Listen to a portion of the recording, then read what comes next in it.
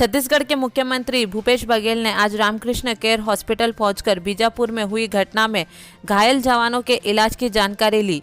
उन्होंने घायल जवानों को बेहतर स्वास्थ्य सुविधा मुहैया कराने के साथ ही उनके शीघ्र स्वास्थ्य लाभ की कामना की। नवभारत समाचार से कोंजरला माधव राव की रिपोर्ट। जवान ऑपरेशन पे निकले थे, 5 अलग अलग टुकड़ियों में थे। 4 टुकड़ी सकुशल लौट गए, 5वीं टुकड़ी में जिसमें लगभग 400 से 450 जवान थे, जिसमें सेंट्रल फोर्स के भी थे और स्टेट फोर्स के भी लोग थे। सीआरपीएफ के, कोबरा के, एसटीएफ के, डीआरजी के जवान थे। संयुक्त रूप से ऑपरेशन हुआ। ये वो एरिया है जो नक्सलियों का गढ़ माना जाता है और वहाँ हमें जाके कैंप स्थापित करना था और इससे वो बहुत बखलाए हुए थे। ऐसे स्थिति में वो छुप के वार किए, लेकिन हमारे जवानों में डट के मुकाबला किया। ये मुठभेड़ नहीं हुई है, ये इसको युद्ध कह सकते हैं। आमने सामने 4 घंटे तक की लड़ाइयाँ चली है। दोनों तरफ से गोलियां, बारूद और रॉकेट लॉन्चर का प्रयोग किया गया। हमारे जवान शहीद हुए, लेकिन कोऑर्डिनेशन इतना तगड़ा था कि उनको जो जवान शहीद हुए उसको भी ले आए, उसके हथियार भी लाए, जो घायल है उसको भी लाए। जो जवान शहीद हुए हैं उनको मैं नमन करता हूं। उन पे हमें गर्व है कि बहुत बहादुरी से वो लड़े और घायलों को लाए। लेकिन वहीं नक्सलियों को भी भारी नुकसान हुआ है। जो हमको जो सूचना मिली है वो 4 ट्रैक्टर में घायल और उसके डेड बॉडी को ले जाने के लिए 4 ट्रैक्टरों का प्रयोग किया। मतलब समझ सकते हैं कितने बड़ी तादाद में नक्सलियों को नुकसान हुआ है।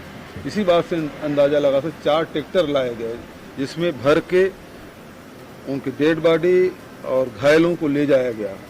नुकसान निश्चित रूप से हुआ है, लेकिन बहुत बहादुरी से संयुक्त ऑपरेशन में हमारे जवानों ने लड़ाई लड़ी है। मैं उन बहादुरों को नमन करता हूं और जिनकी शहादत हुई है उसके परिवार के प्रति संवेदना व्यक्त करता हूं।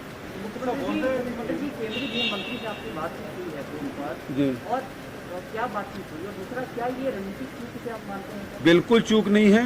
ये कोई कैंप में हमला नहीं हुआ है या लौटते हुए हमला नहीं हुआ है। हम उसे घेरने निकले थे और कैंप स्थापित कर रहे हैं। लगातार आप सुकमा की तरफ से, बीजापुर की तरफ से, दंतेवाड़ा की तरफ से हम लगातार बढ़ते जा रहे हैं, कैंप स्थापित करते जा रहे हैं। नक्सली अब 40 बाई 40 वर्ग किलोमीटर में वो सिमट के रह गए हैं। उनकी बखलाहट ये है और हमारा ऑपरेशन रुकेगा भी नहीं। जो कैंप हम 2 कैंप इस महीने में स्थापित करने वाले थे उसे भी स्थापित करेंगे। और ये वो जगह है, ये दोनों हमारे कैंप खुलने के बाद जो नक्सलियों की जो मूवमेंट है, जो माड़ एरिया में जो जाते थे वो ब्लॉक हो जाएगा और उसके बाद उसकी गतिविधियाँ सीमित हो जाएगी। ये उसकी बखलाहट है और हमारा ऑपरेशन रुकेगा नहीं। हमारे जो जवान शहीद हुए हैं वो जाया नहीं होगा। ऑपरेशन हमारा चलेगा, कैंप हम स्थापित करेंगे, सड़क हम बनाएंगे, लोगों की जो कनेक्टिविटी उसे देंगे, जो आम जनता की जो सुविधा है उसे हम प्रोवाइड करेंगे। सरकारें बदल गई लेकिन नक्सल समस्या वही की बनी हुई है। जी, सरकार बदल गई है लेकिन नक्सल समस्या की बात की जाए तो आज भी वैसी की वैसी स्थिति है और वो अपने मंसूबे में लगातार कामयाब होते हैं। मैं कोई राजनीतिक बात नहीं करता, लेकिन आपको याद होगा पहले कैंपों पे हमले होते थे, उन्हें घेर के मारा नहीं जाता था। आप पिछले समय मीनपा में जो घटना हुई उसमें भी नक्सलियों को भारी नुकसान हुआ था। हमारे 17 जवान शहीद हुए, लेकिन उनके भी 20-21 नक्सली, 26 नक्सली मारे गए थे। इस समय भी 2-4 दिन बाद आंकड़े आ जाएंगे। उन नक्सली बड़ी तादाद में उनको क्षति हुई है। तो अब जो है वो फ्रंट में आके लड़ने की बात हो रही है, घेर के मारने की बात हो रही है। और वो हमारे चाहे सेंट्रल फोर्स हो चाहे स्टेट के फोर्स हो, वो और हमारे अधिकारी और हमारे जवान मिल के लड़ाई लड़ रहे हैं। ये आखिरी लड़ाई नक्सली लड़ रहे हैं, बहुत जल्दी यहाँ से उसको सफाया हो जाए। बिल्कुल इंटेलिजेंस फेलियर नहीं है। अभी कुछ दिन पहले बस को भी उड़ाया था, तो क्या लगता है इनपुट देखिए छोटे छोटे जो घटना है आईडी ब्लास्ट वगैरह एक अलग मुद्दा है।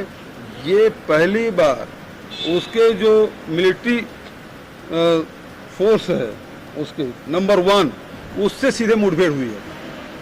हम उसके मान में जाकर उसे लड़ाई लड़ रहे हैं, ये छोटी बात नहीं है और हमारे जवानों के हौसले बुलंद हैं।